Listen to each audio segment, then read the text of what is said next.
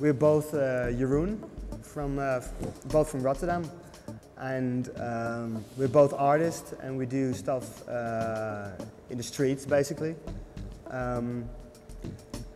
It's somehow graphic related, somehow graffiti related, put up stuff in the public domain, which sort of tries to catalyze some events somehow.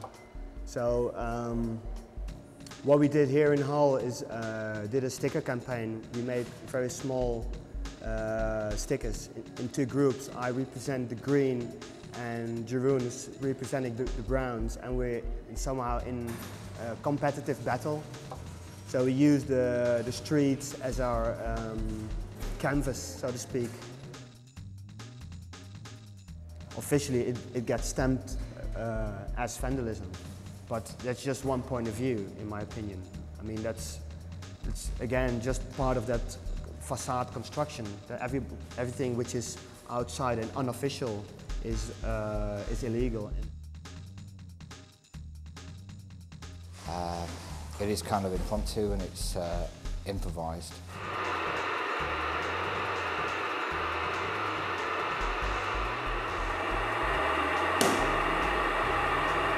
There's onlookers, so there's a pressure of that to finish what you've put yourself into. You couldn't do this in a cold, stone cold, sober light of day, so to speak. So basically anybody who does anything that's terrible will be subject to a possible arrest and detention and some sort of re-education program if they don't just put you up against the wall and shoot you after a little bit of torture. So.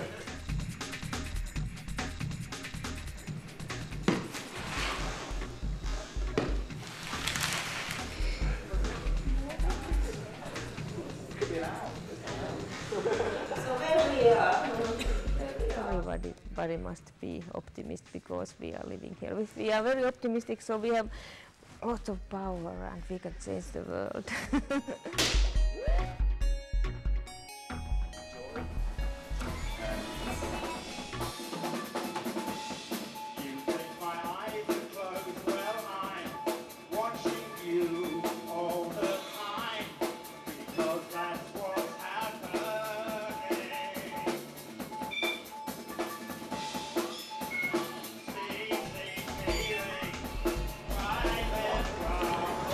We are spreading objects around here in the place, in the square.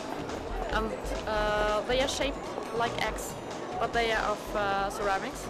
That means that it's really easy to break them. And I want to disturb in a way all the people. They are really busy with shopping and going around. And the meaning of the whole thing is to create a situation of surprise. And I want to try to make people stop and getting aware of the situation and the surroundings. I don't know what really will happen. In a way, I'm quite nervous because there might appear some almost dangerous situations. So we have to be a little bit careful and just watch out.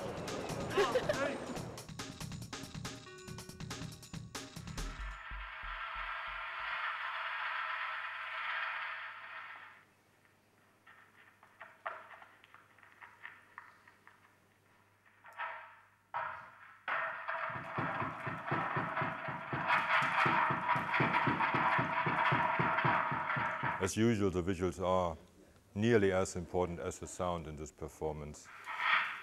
As far as I noticed it, I'm not very much aware of the audience, but as far as I noticed, most of them stayed.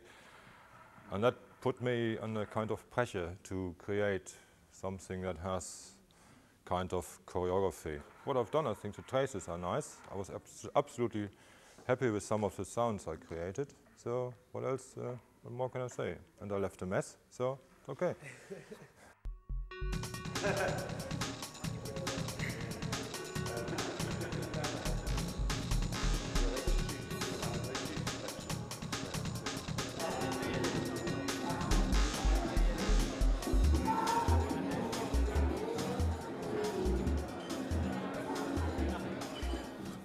My name's Andy Locke, and I'm doing a project called Going for the Root Festival, for the last Root Festival. What do I expect to happen? I expect only the unexpected from Root. You can't actually document these images. They're so pale, they can't be documented. They're so faint. You have to experience them live. And I'm fascinated by what happens when you take that property away, which again completely undermines the idea of what a photograph is and what a photograph can be and what it does. In terms of audience and public participation, although we use a number of strategies to engage at the deepest level that's possible, that ultimately, you know, it's like one of the beauties of being able to make an artistic statement is that you might actually just say, well, actually, I think this. And in terms of justifying whether that's kind of a valid art-making tool or not, of course it is. You know, it's very clear that most contemporary art can be anything. And the fact that it was done, it was actually done with a high degree of craft. You know, so we rented a cherry picker to get the big overhead shot. We considered how light or dark the tarmac was going to be according to how much water we could put down. We thought about the colour of the car. So there are all the kind of elements of craft and consideration and an aesthetic was in there. In terms of challenging what, I don't think it's that interesting an argument anymore to actually challenge whether painting has, you know, whether art has to be painting or sculpture. It's an action, it's about creating an image. Beginning to work with the camera has kind of opened up that whole kind of world to us, which is the world of, you know, dealing with locations. And we've made quite a few pieces of work now in the past 2.5 years that are very much about London and the location of London. And I think with Nightbus we were kind of interested, you know, in continuing to work in London, but also to make connections between London and other kind of cities. Over there, he's going to piss by the toilet because he can't get in. He's now pissing in the street.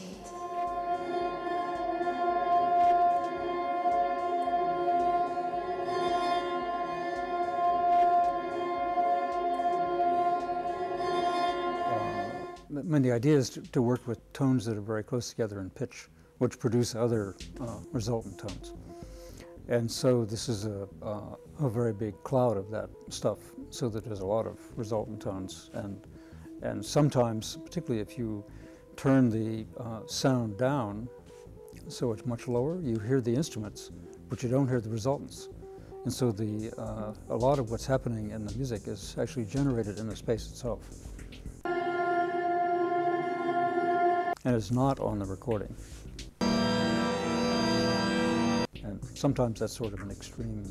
You can really tell that when you just start turning the volume down and you see what disappears as it goes down. So.